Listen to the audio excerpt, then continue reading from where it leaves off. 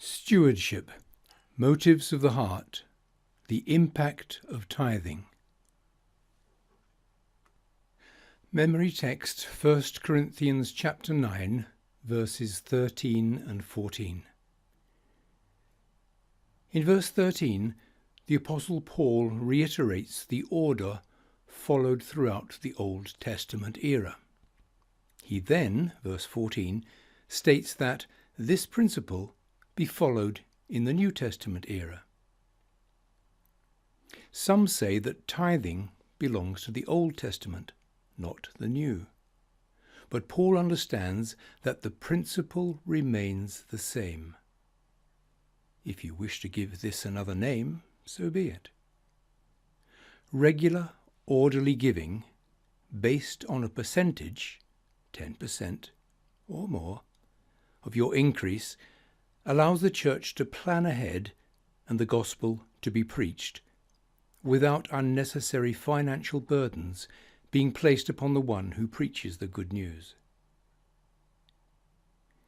Here follows the memory text read from 7 Bible translations. New King James Version. Do you not know that those who minister the holy things eat of the things of the temple, and those who serve at the altar partake of the offerings of the altar? Even so, the Lord has commanded that those who preach the gospel should live from the gospel. King James Version. Do ye not know that they which minister about holy things live of the things of the temple? And they which wait at the altar are partakers with the altar.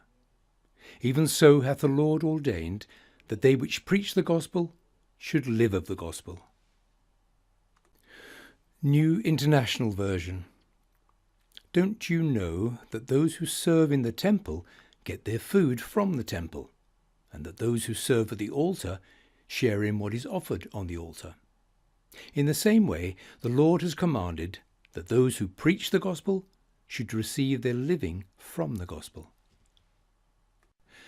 New Life Version. You must know that those who work in the house of God get their food there.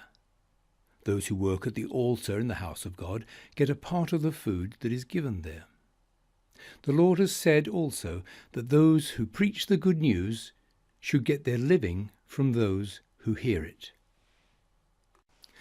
International Children's Bible. Surely you know that those who work at the temple get their food from the temple, and those who serve at the altar get part of what is offered at the altar. It is the same with those who tell the good news. The Lord has commanded that those who tell the good news should get their living from this work. Living Bible. Don't you realize that God told those working in his temple to take for their own needs some of the food brought there as gifts to him? And those who work at the altar of God get a share of the food that is brought by those offering it to the Lord. In the same way, the Lord has given orders that those who preach the gospel should be supported by those who accept it. The Message.